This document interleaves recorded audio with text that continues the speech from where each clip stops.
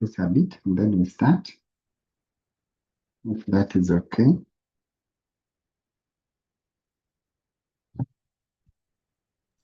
I think we can just probably can proceed, and then they'll be able to join us, and then we can proceed at a pace that will allow them to catch up with us as we continue.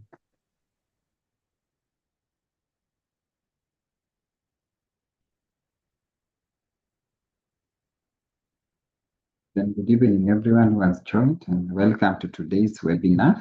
We'll be talking about transfer and transport of high consequence material, and in this case, because we are dealing with specimens, so it refers to all manner of specimen. It could be a block, be a tissue, could be blood, or any other specimen that we deal with in the lab. So this document is developed based on the World Health Organization laboratory biosecurity guidelines. So it will give a guideline on what we need to put in place in our systems to ensure safe transfer of specimen. And mostly this webinar is developed in a way that it captures the best international practice around transport and shipments of samples. And so this webinar targets all laboratory professionals and even those ones who would want to start a business in that line, maybe starting a courier services who are dealing with transport of specimens. So this webinar is also fit for them because it will give biosecurity guidelines on what we need to put in place for us to have a shipment system, and especially for those ones which we are shipping overseas. That's where the focus is much.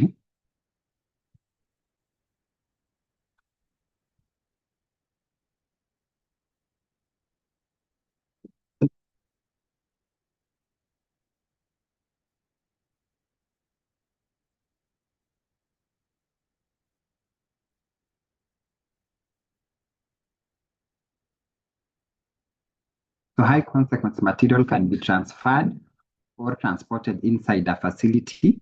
So this transport of specimen can happen in between the facility. That is from various sections, maybe from microbiology to microbiology to biochemistry and vice versa. So the facility could be close to each other or they could be far to each other. Like if you go to other centers like Kenyatta or even Moi Teaching and Referral Hospital, you'll find that the various sections are not located close by. So therefore, there is a lot of transportation or porters that are transporting samples from one section to another. So it could be within facility, that is inside a facility, or between facility where you are transporting from one hospital to the next. Could be from Ahero County, sub-county hospital, taking their samples to or referring their samples to JOTRL. So we are looking for that transport chain in today's webinar. It can also be within a country where now we are transporting overseas to other countries, like we are taking our samples to India or even UK for genotyping and other testing facilities which are not available in Kenya.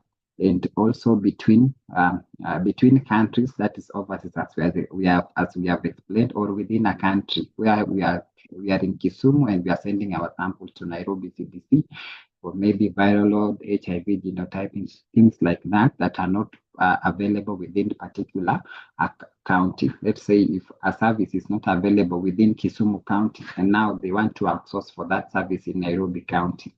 That's what we mean with within a country. And it can also be between continents. You are sending your samples from Africa to America, that is also possible. So all persons involved in transport chain must follow the safe working practice adhering to biosecurity risk control measures. So our riders, they have to train.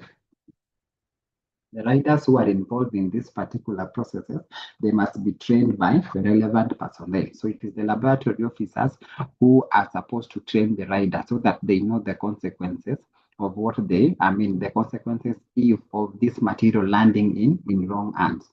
So therefore, we must always practice safe working practices, which means they must also be guided with various SOPs, and they must also have relevant PPE, or rather personal protective equipment, on handling these particular materials.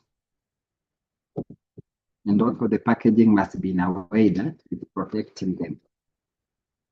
So the third point, we must put our policies in place, the standard operating procedures in place, practices such as material transfer agreements have been designed to reduce the risk of insider and outsider threats during transits.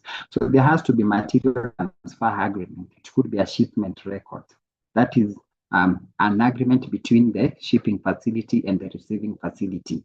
Yes, so that agreement has to be in place, which means before you can decide that it is courier A, or let's say G4S, or whichever courier services we are using, there has to be that material transfer agreements. And then from there, we have to develop policies which guard that particular practice. And from the policy, we can come up with the SOPs that guides, which will dictate on what should be transported under what temperature and what should be, how the transport is going to take place, what kind of mode of transport and all that. And again, the documentation, so that there is traceability in the system, both when they are on the road and also at the facility where the samples are coming from. So the transport security serves as a control system to reduce the danger of theft from inside and outside, while high consequence material is transported between different jurisdictions. So that security measures that we are taking place, including the documentation of every single item that we are transferring from one facility to another, is just to ensure that there is no theft or loss of this particular material or specimen that we are transferring. So what are the fundamentals? What are the building blocks?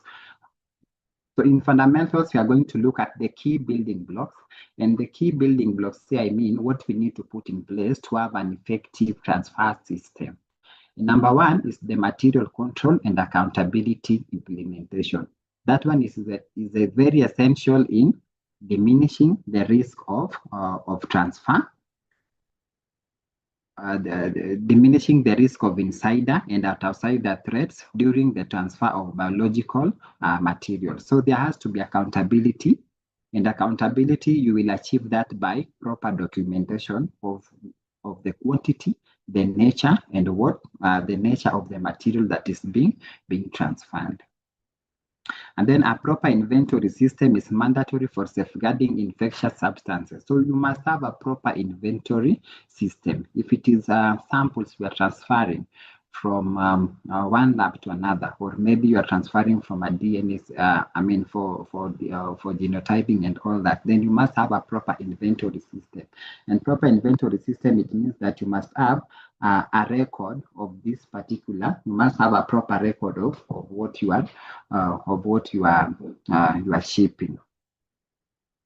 And then the next one is accountability and responsibility at each step is key. Relevant documentation and oversight are imperative. So what that point means is that at the lab, we must know who did the packaging, who that is the lab that is shipping, that the point where these particular materials are coming from. There has to be accountability at each and every step. The one who prepared the samples, the one who collected the samples. So you see, so it has to be traced down, the one who collected the sample, so that in case of mislabeling errors, you are able to sort that one out. So it has to be from the person who collected the sample. There is accountability at that step, and then now the person who is doing the packaging of the sample, there has to be a documentation of the shipment log, which means there has to be filled very well, indicating who is packaging these samples and whether the right temperature has been observed. So if it is a sample that requires reported at 4 degrees Celsius, then you need to have your ice pack within the cooler box and the right material, and also have the thermometers installed so that you are able to monitor or keeping the quality for those particular samples. And then again, in that shipment log, because it is leaving the lab, you must have the name of the person who is receiving this particular sample. That is the rider. So the document will also have the name of the rider, and the rider has to be properly identified, and at what time they pick the samples. And then when it reach on the other end, so also during the transport chain, when it reach on the other end, who is receiving? So the person who has received from the rider in all the way to the person who has received these particular samples at the lab or at the testing site. So there has to be accountability, so that if that traceability is not lost in the system, it will be easy to walk back and get it clear.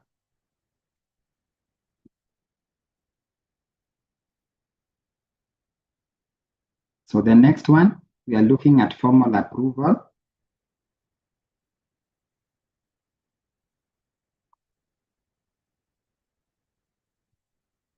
So with formal approval, we are looking at formal approval of nominated stroke appointed officer for the shipment of infectious substances. So the people who are involved in the shipment of infectious substances, they have to be formally approved. And that's why we say that if the hospital is outsourcing this service, then they must first vet the courier, the provider of the courier services, and train them, ensure that they are trained, they are formally approved, and the hospital has the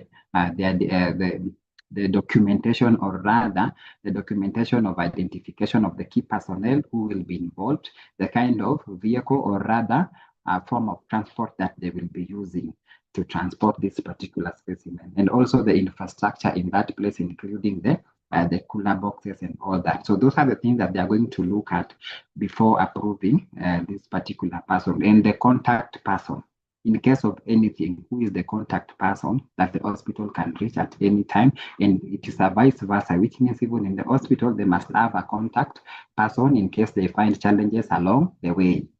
The next one is implementation of biosecurity measures during transportation to reduce inappropriate handling of the material by lab personnel, theft or misplacement. So again, you have to ensure that there is proper biosecurity measures, which means the packaging has been done correctly, and the documentation of the personnel which are involved, it is traceable in the system, and the traceability cannot be lost. And the next one is ensuring that only authorized personnel have access to high consequence material. So in areas where we are storing this particular specimen, you only allow the authorized personnel to access. So if it is a molecular sample, for example, they are stored in a place that not every other person can access, and that will prevent loss of this particular material. Next, confidentiality or security of information is a prerequisite to ensure laboratory stock institutional biosecurity. So remember, these are patient samples and they contain very vital information. So confidentiality is key, and even the riders, the people who are handling these samples, are also trained on that. And so therefore, they should guard this particular material or specimen with a lot of gear, because that is the only way they are going to preserve that confidentiality of our patients and prevent loss of material, loss of this material, and even the documents, not just the material they are carrying, even the documents that they are carrying with them.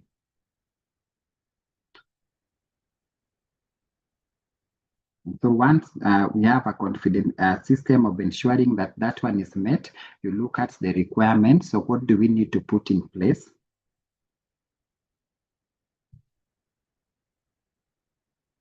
So requirement one, the inventory must be properly maintained by laboratory personnel. It is the lab personnel to maintain the inventory of the specimen.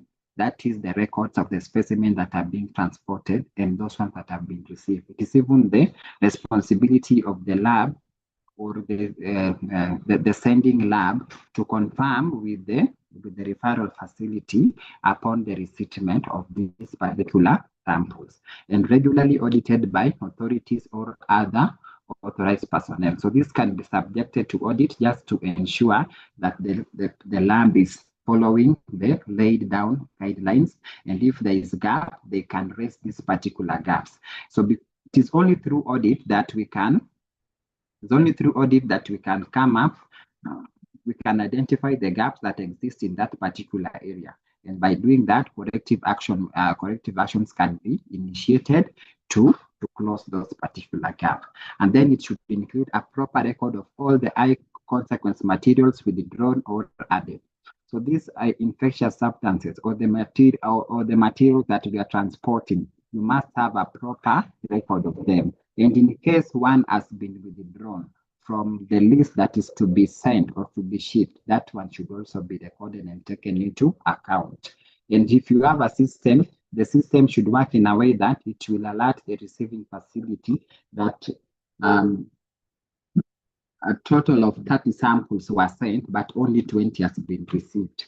So in case if 20 have been received, they are able to see the identification of the ones that are missing so that they alert the sending facility that you sent us in your shipment. You indicated you are having 30 samples, but what has been received is 20. And so therefore, how are we going to account for the missing 10? So they are able to clarify whether those ones were withdrawn or not, or they were forgotten, or they were not packed together with the ones that were shipped. So the next one is a packaging list must be added to the shipment. So that will also guide the receiving officer. They'll be able to counter check whether what has been received is what was packed at the point of at the original point. And then a chain of custody must be maintained by different mechanisms, including documentation that is both paperwork and it can also be computerized, or personal digital assistant scanners can also be used. And then standardized documentation is obligatory and should include the name of high consequence material, its quantity, the date and time of dispatch, and complete contact of the sender and the receiver. So that is very key. You must indicate the name of the specimen, the quantity that is there, and the name there refers to the identification. So depending on how you identify your samples, the date and time of dispatch when they were released, and complete contact of the person who sends the sample and the one that is receiving. And this must have signatures of the responsible officer just to make them accountable of their actions.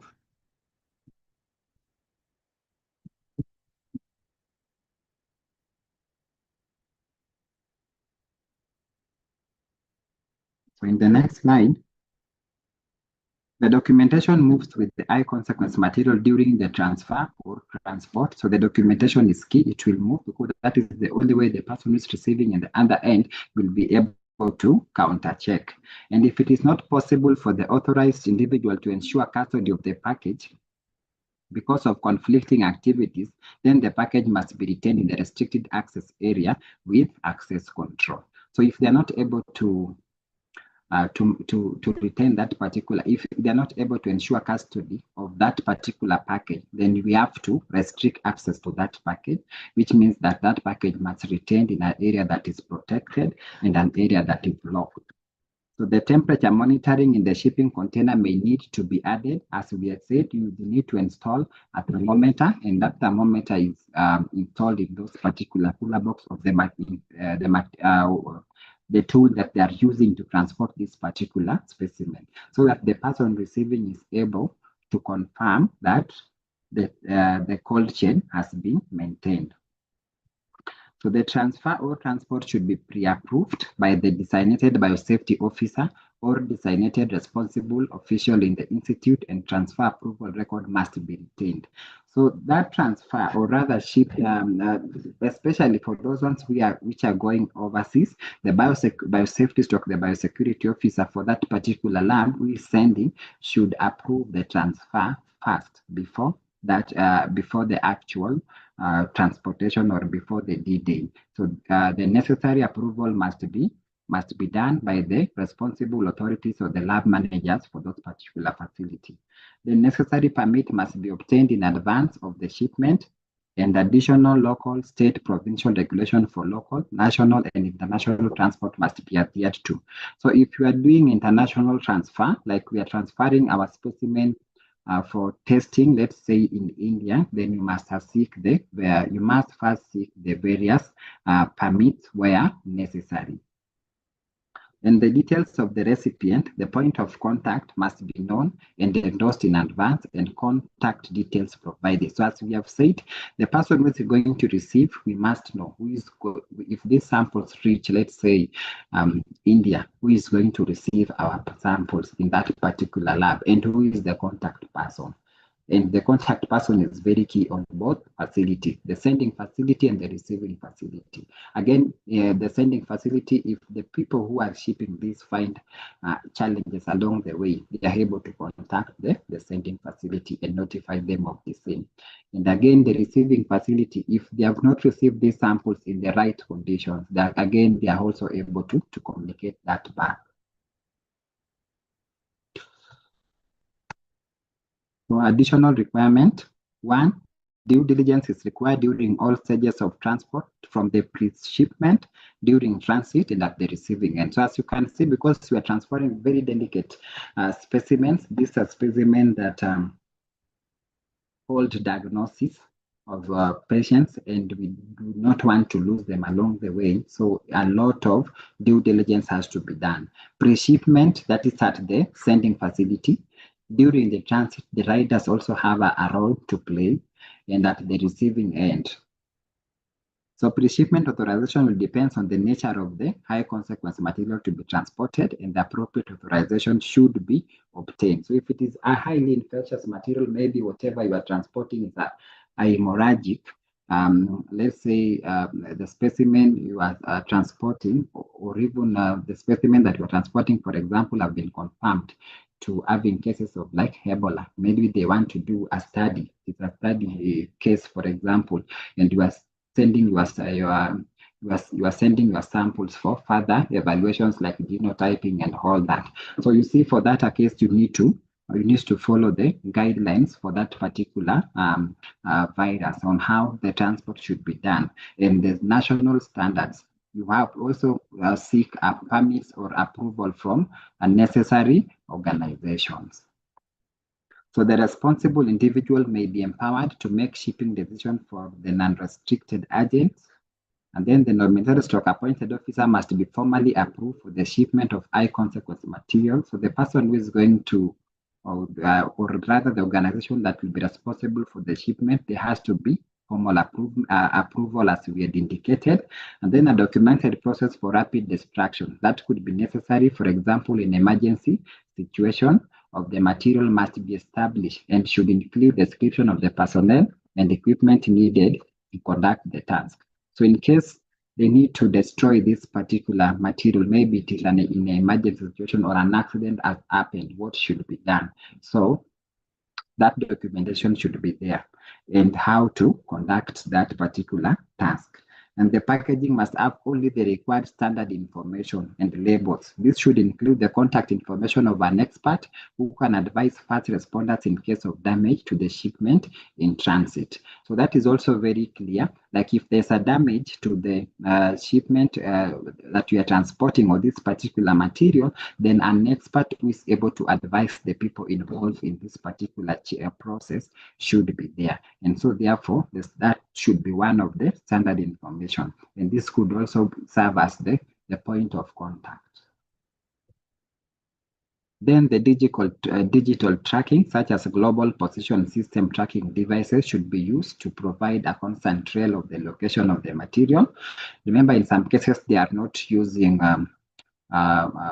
humans to transport, like cases where they are using Dragon, and even in cases where we are using riders or other personnel to assist in transportation of this material, you can have a digital tracking system so that you are able to track if it is going over long distance or overseas. For advanced system, they may be able to track this shipment real time. And then personnel can be trained on tracking and monitoring during transport. So tamper-proof security tapes with serial numbers should be used to help detect any tampering of the package. So the package should have the tamper-proof security tapes. So that's the only way the person receiving on the other end will ensure that this particular package has not been tampered with and nobody tries to kind of open it before it reaches its intended destination. So that is also very key as part of the biosecurity control measures that we need to put in place. Then the responsible recipient personnel must be informed beforehand about the shipment of high consequence material. So the one who is responsible for receiving this particular material, you have to prepare them in advance that our shipment has left. And let's, for example, Nairobi at 2 p.m. and the expected time for arrival is, the departure time maybe is 2 and then 2 p.m. and then the expected time for arrival on the other end could be by 5 a.m. or all that, so that they be ready and they could assign someone to receive the shipment in good time. And again, relay the information back to the sending facility. And then the next one is, once the shipment has been received, the responsible recipient personnel should hand over the custody to the authorized personnel for inventory verification and storage. So the person that would be, we are sending, let's say, to lab B in India. So the person who could be receiving this particular shipment could not be the one that's going to run that particular test, or they could not even be part of the organization. It could be courier services. Let's say you are using DPL. If it reaches there, it will be delivered to their office, and then once they receive that shipment, they hand it over to the authorized personnel, or rather the authorized organization that will do those particular tests. And so therefore, it is the duty of the person who has received that particular shipment to notify the authorized personnel and do a proper handover of the same. And that's why, because you can see this shipment is going to pass through many hands, it is good to take the biosecurity measures like those tape we have, like the tamper-proof tape we mentioned here, so that at least there is a watermark that this particular package has not been tampered with. So in addition, the sender must be immediately informed through the established method that the delivery has been received. So this could be automated immediately, like now you can see with the parcel that we normally send, immediately they have received your parcel, you receive a message that the parcel has been collected by so and so. So that is very key, that in cases like this, then the receiving lab must inform the sender that the material has been received and in good condition, and no proof of damage or other destruction, or nobody has tried to tamper with the material. So standard operating procedures and preparation must be in place at the sending and receiving facilities. So both the sending lab and the receiving lab must have a standard operating procedures on how to handle the biological specimens that we are dealing with. So in case of any delay, or if the package does not arrive as expected, or if any anomalies or tampering are observed, such as damage to the third layer of the packaging or leakage, again, the SOP should be well established so that it indicates what follows after that. And that information should be relayed to the responsible personnel. Then law enforcement authorities or other relevant governmental agencies should be well trained and informed immediately if some high consequence material is found missing, or if any tampering during. So in case there is missing materials during the transportation, then you need to inform the law enforcement authorities to help us track in the process and see where and also help us to find out the responsible persons who could lead to that damage, or even a theft case in that case. So if a package of high consequence material is received without prior information, then the biosafety officer or the security personnel of the receiving institution must be informed. So in case where you sent the material without informing them or preparing the receiving lab, then once that one has been done, you have to inform them immediately.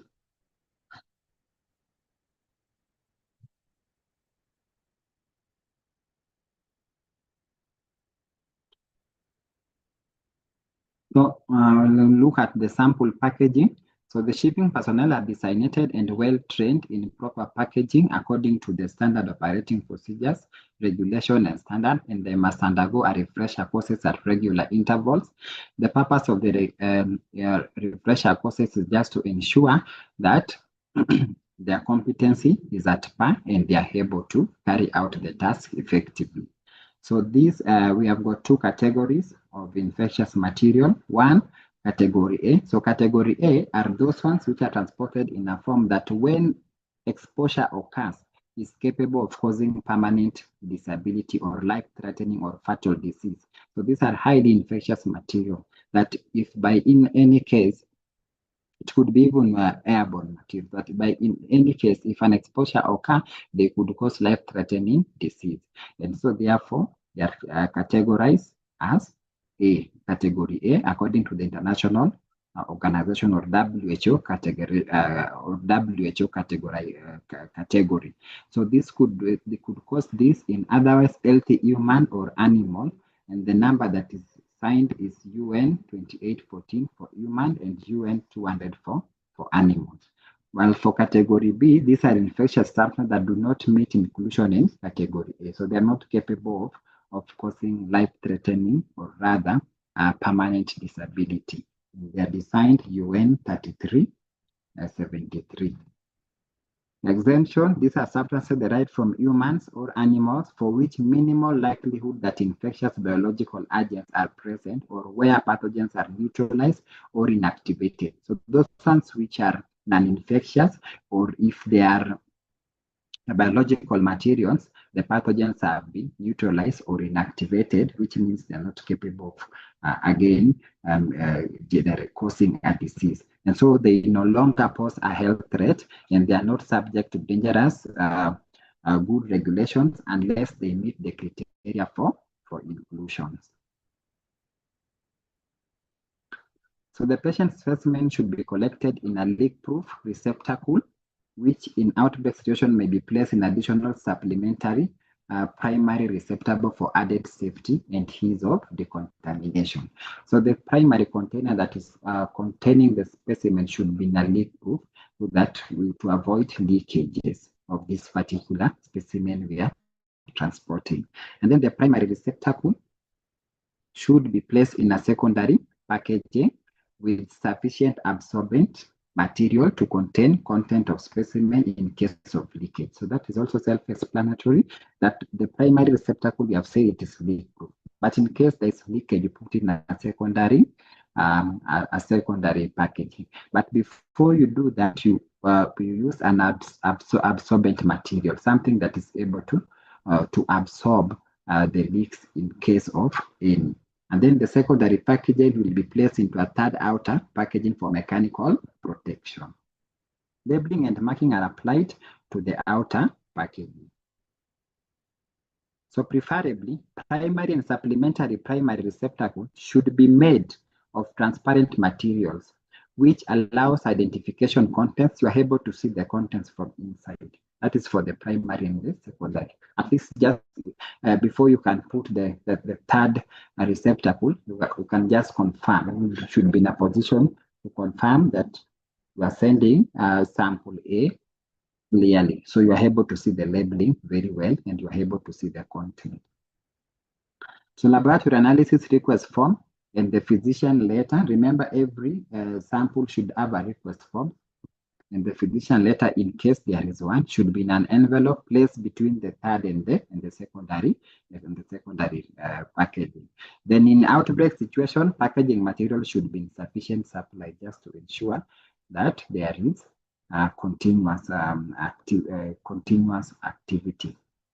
So that is how it looks like. So you will have your primary receptacle, which is leak-proof, and then the absorbent material, and all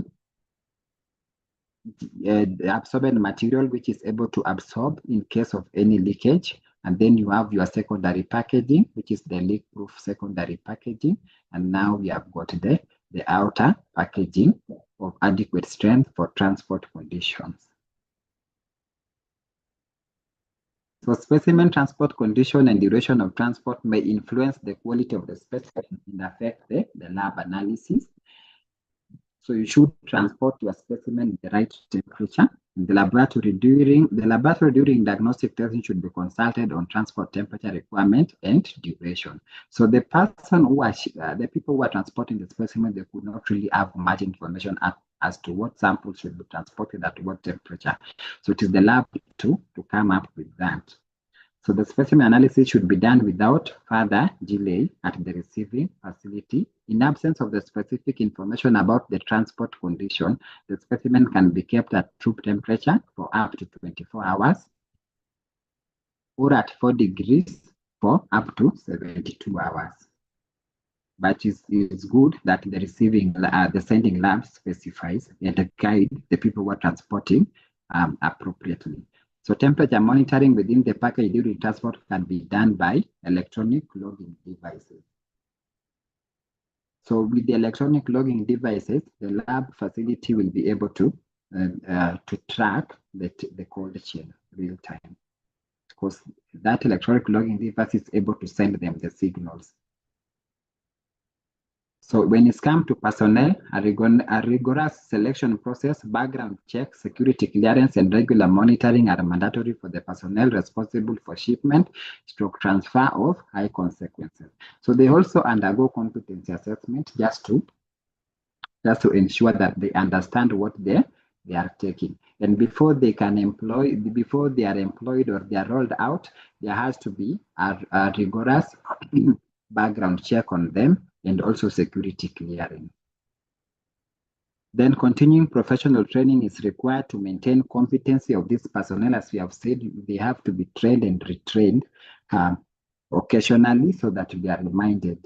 And maybe if there is any change in the system, let's say we have make a change in the policy and in the SOPs that guard it, then we also have to retrain them. So this personnel include all those responsible for packaging. It is not just the ones who are sending, everyone, that the ones for packaging, the ones sending and receiving of high consequence material, the ones managing our inventory controls of this specimen, and laboratory managers, and they should be considered in the biosecurity risk assessment.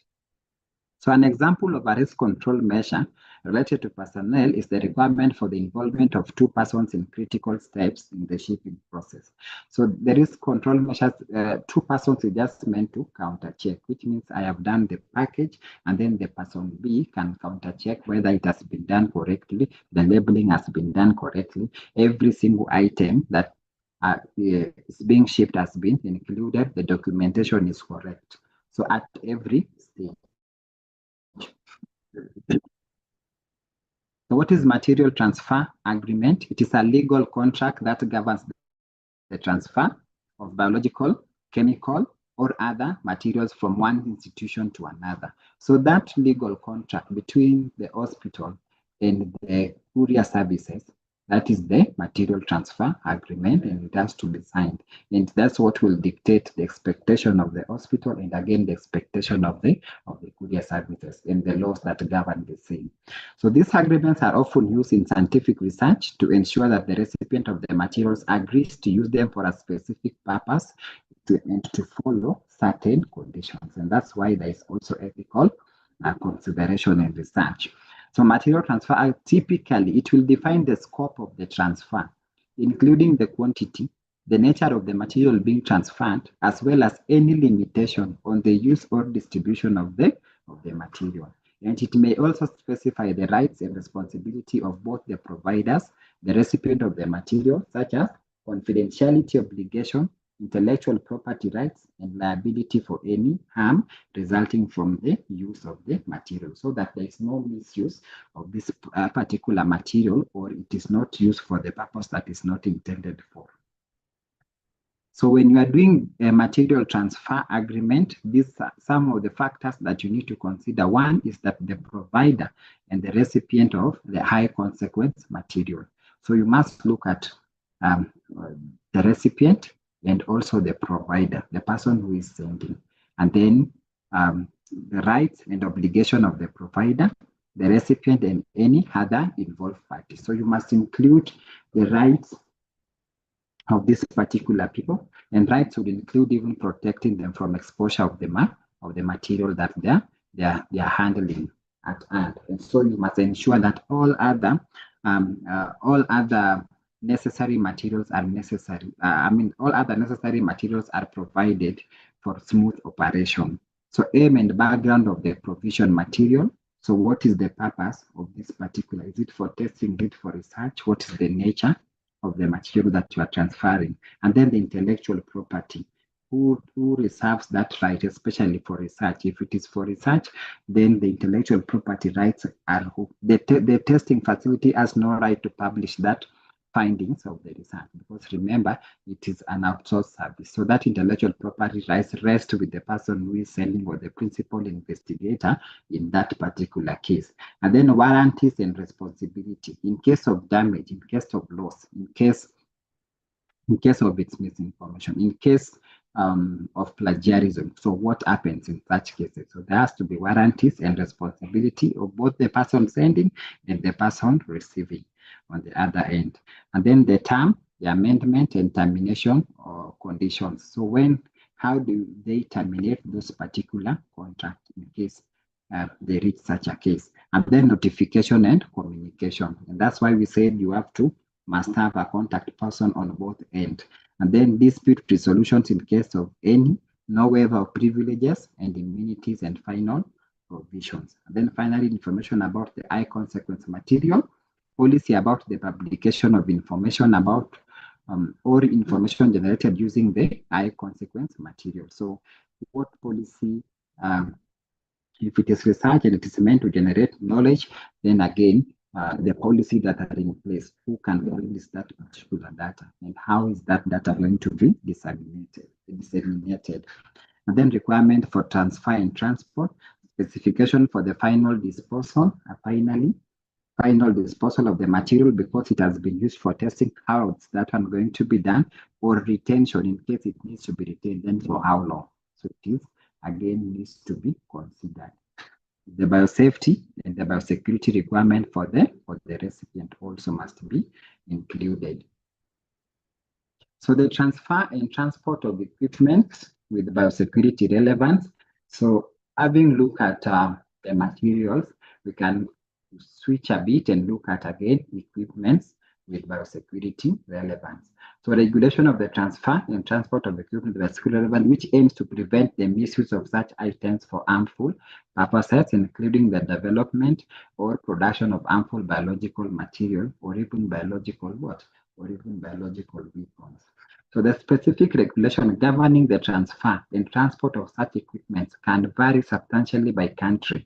So the regulation will vary based on the country, but they typically require proper documentation and licensing, as well as training of those ones who are involved in the transfer and in the transport process. And that's why you need to properly fill the asset transfer form, indicating what type of equipment and this equipment was being used for what purpose. And then when transporting biosecurity relevant equipment, due diligence should be taken to ensure the equipment has been properly decontaminated. That's why every single equipment, when the engineers comes to a lab, you ensure that before they do anything, you properly decontaminate and fill in the decontamination log before they can perform. And that is just part of the biosafety also to protect, because remember you are running infectious substances on that material, and there's the possibility of spillage and even cross-contamination. They are packed and secured, and that the receiver has required security measures in place and is properly trained. So the person who is receiving this equipment have got proper security measures, which means how they are going to secure this machine to ensure that they have reached the intended destination without claim of the machine got lost or there was theft of the machine along the way. Then examples of equipment with the biosecurity relevance include sequencers, and you can imagine sequencers. These are being used to, here we are dealing with the DNA material and the RNA materials, and even some small, even a small amplicon or that could be left if it is not properly documented. That amplicon can still be misused. It can cause biosecurity threat. Sequencers, incubators, bioreactors, and primary containment devices. So thank you all for your time. I hand it over to Arthur.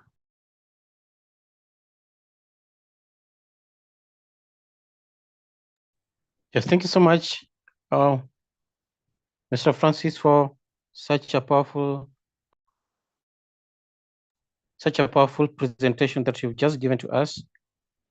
Allow me to now request everyone to give us the questions so that we can also get to respond to them. We have a question from Job Onunga, and the question is, how does proper sample shipment affect quality of results? Maybe you can expand on that.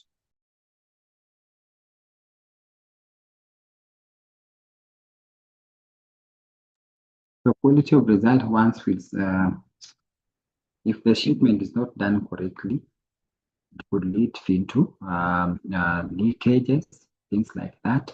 And that will even affect your result, because if the sample is leaked, or if you are having more than one, two, three, or five samples in the same package, then they are likely to cross-contaminate, and you might need to resample those particular patients. That is one.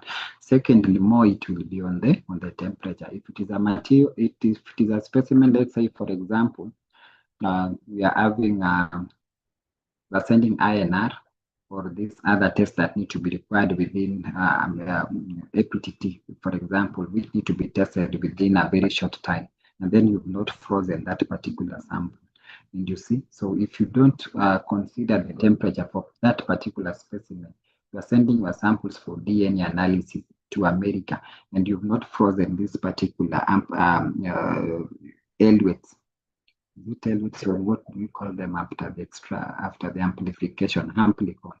You've done the amplification, and you have your amplicons ready. So you are sending your amplicon for DNA analysis in US. You need to froze them so that you keep the DNA structures. They will be able to do the sequences in DNA analysis. So if this is not done well, then there will be deterioration of the material. And so if the material is deteriorated, it will automatically interfere with the quality of the results. So it is very key that we observe the conditions for each and every various nature of the analysis that we are doing.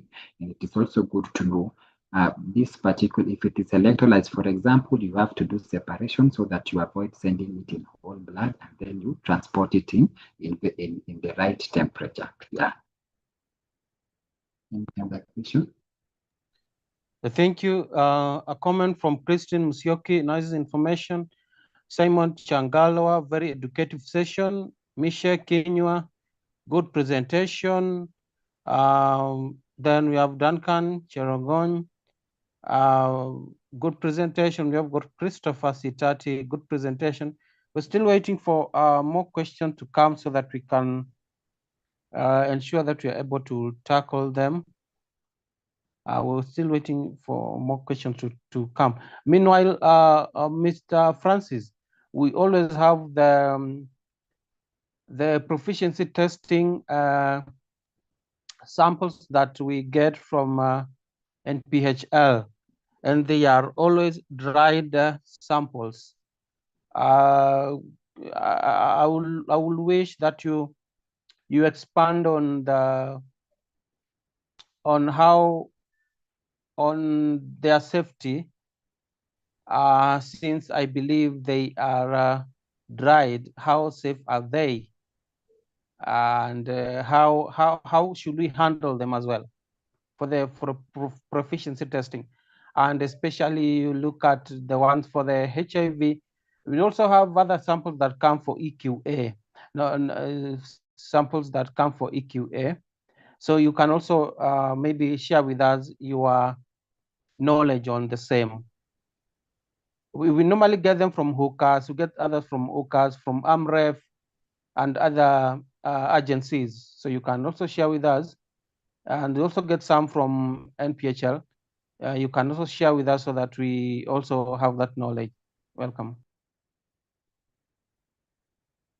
Yeah, so this document still guides the transportation of EQA materials or the PT testing material, because they are all high consequence material. And so it is the provider if the provider is UCAS and they're providing lyophilized materials, they specifically state the temperature at which these particular materials will be stored. And the good thing is that when they are shipping them from the point of the provider, that is, let's say UCAS, they already know the prerequisite requirement, and they have to ship them in the right condition. So if it is being, if the material, let's say lyophilus for clinical chemistry, and it is being stored at 228, because it is being shipped, and sometimes it might take several days before even reaching the country. Some of them are outsourced outside the country. The shipment has to have the cold chain maintained, and electronic devices must be there to track or monitor. And once they reach the providers, let's say UCA centers at Ngara, they also have to confirm, which means once they open it, normally when you open those shipments, they have got a thermometer inside. So you record the reading of that particular thermometer just to ensure. And if that cold chain is broken or rather tampered with along the process, then you must notify the provider. And in that case, they might withhold that particular EQA material before they can release it to the testing lab, or rather now the end point of these particular materials. So the same applies to the one for NPHL. And depending on the nature of the material, some could be in liquid base, some could be lyophilized. And if it is lyophilized, they also indicate the amount of distilled water that will be used to reconstitute. And the insert should also be clearly indicating that after reconstitution, that sample is stable for how long. If it is stored at 228, it is stable for, is it 24 hours? Is it 7 days? And if it after reconstitution, if it is frozen, then it is stable for maybe 1 month or 28 days. So that will squarely rest with the provider, and that's now where the material agreement comes in. The material contract, the material transfer contract agreement comes in, because the lab that is engaging UCAS now, they will be given the conditions of this particular material and the nature of the material they are handling. Another thing they need to have in place, because these are potentially infectious material. For example, if it is HIV, viral or DQA material, for example, remember they already have the DNA, the virus copies in this particular material. So again, now the PPEs of the people who are transporting this, and also the training comes in, both the sender, the receiver, and the people who are involved in the shipment. Yes. Thank you. Because of the value that this type of samples have, from your side, do you think we already have a capacity to develop digital apps that can be used to probably track them during transit, so that in case of any disappearance or any loss, then we are able to track and maybe get hold of them? Remember, we have issues of bioterrorism, and such kind of samples or specimen, if we don't track them well, then they can end up in bad hands. Do we have any digital systems, digital apps that we can use to track them during transit? I'm not sure on the GPS, but of course, the digital system, especially that are able to track real-time location of this material. If most of our QS still come from different part of the world, maybe from UK and most of them comes from overseas. And the providers overseas, let's say it is Biorad, for example, the Biorad company, of course, with them, they have a real-time GPS that tracks their material as they move until they are received by the designated distributors. So if the distributor in Kenya is Hookers, until the material is received by Hookers. If it is Thermo Fisher, until the material is received by the designated distributor. But it is very possible even in Kenya to install the for the GPS location, so that they are able to track this material real time, and not just for the location alone, even for the cold chain. They should have electronic devices that is able to send, they able to monitor the temperatures real time in those particular shipments. Yeah. Elena Ndeze is commenting, and she says, good and educative presentation. You have got Josephat Meme, an eye opener to how cautious we need to be in sample transportation.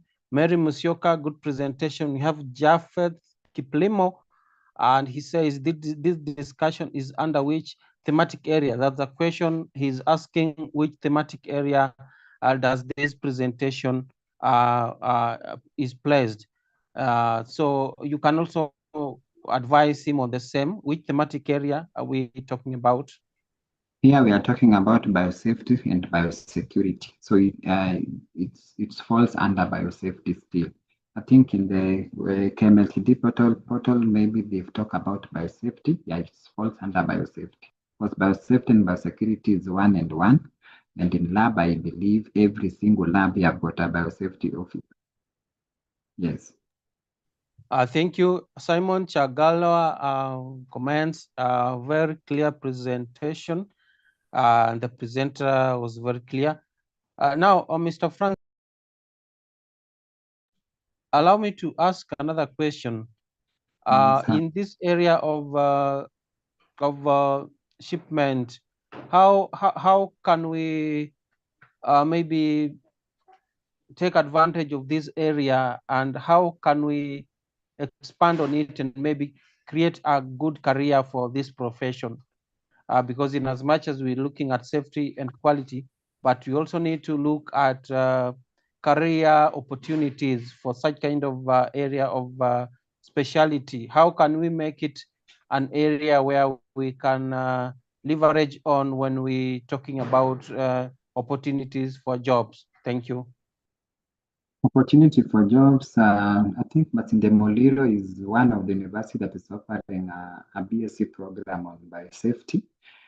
That is for those ones who want to practices in terms of being biosafety officers. But again, in the government, I know there's several trainings on around biosafety, and even in the private facility. In terms of job opportunities and even business opportunities, even us as lab personnel, we can still come up with courier services that mostly dealing with, specifically dealing with samples. Like this, the likes of Aramex, if you've interacted with them, I think it's an unknown company. They deals with several facilities. So that can also be another opportunity. You can come up with an example of Aramex as in the lab. And then because you already have the knowledge of these biological materials, including the various samples that they are handling, if it is serum, it's best transported under what temperature, then you know the requirement for UEC, the requirement for DNA analysis, the requirement for samples for TBC should be like TBC, for example, under room temperature, so things like that. And then you also look at the distance that you are covering. If you are going very long distance, then you are supposed to keep them under what temperature. Then it is a good business opportunity for the laboratory personnel. You just create one, follow the guidelines like what we have given in this presentation, because this is based on the WHO standards, and then you seek the necessary authorization from relevant authorities. Yeah. And you register your company on the same. Thank you. So we have Pamela Shikitimi. She says, nice presentation. I think we've exhausted all the questions that we had. And on behalf of all the participants who joined us today, I would like to sincerely thank Francis Awino for this presentation. And also, I would also like to thank you for coming in to be our participants today.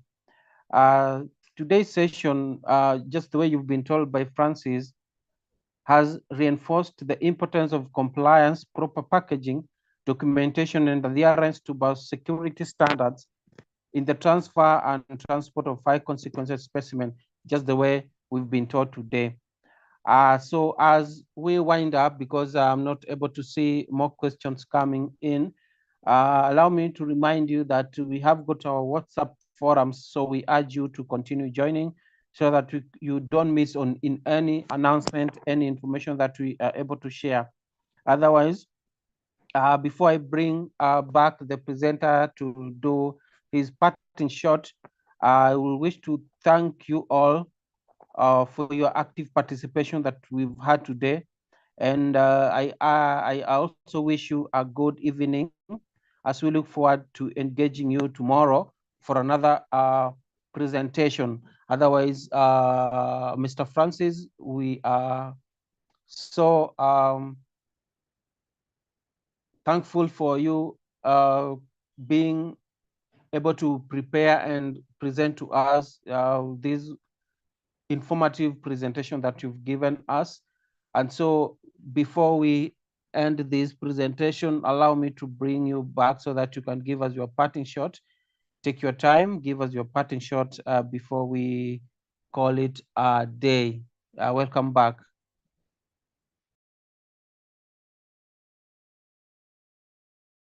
Parting conclusive message is that your sample is as good as a good transport system when you are shipping it, because if you maintain the integrity of the sample in the right temperature, the right container, that is the right vacuum is used for that particular test, and again you've put in the appropriate biosafety measures, which means your packaging is correct, your labeling is correct, everything is correct, your riders are well informed and they are trained. You don't just leave it to the riders and that's all. Remember, with them, they are not even medic. Most of the time, they are not even medic.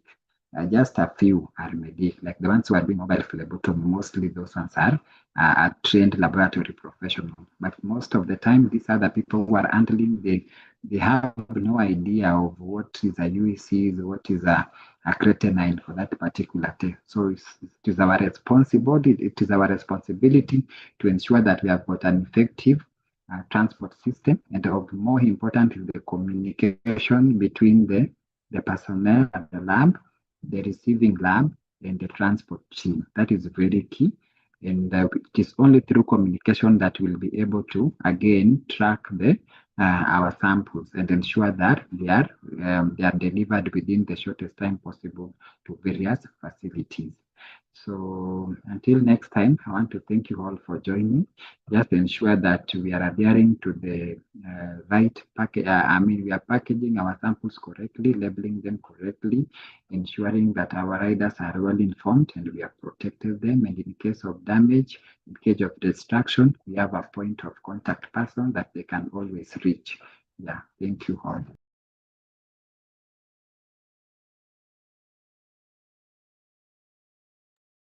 Yeah, thank you, Mr. Francis, and thank you to our participants. Let's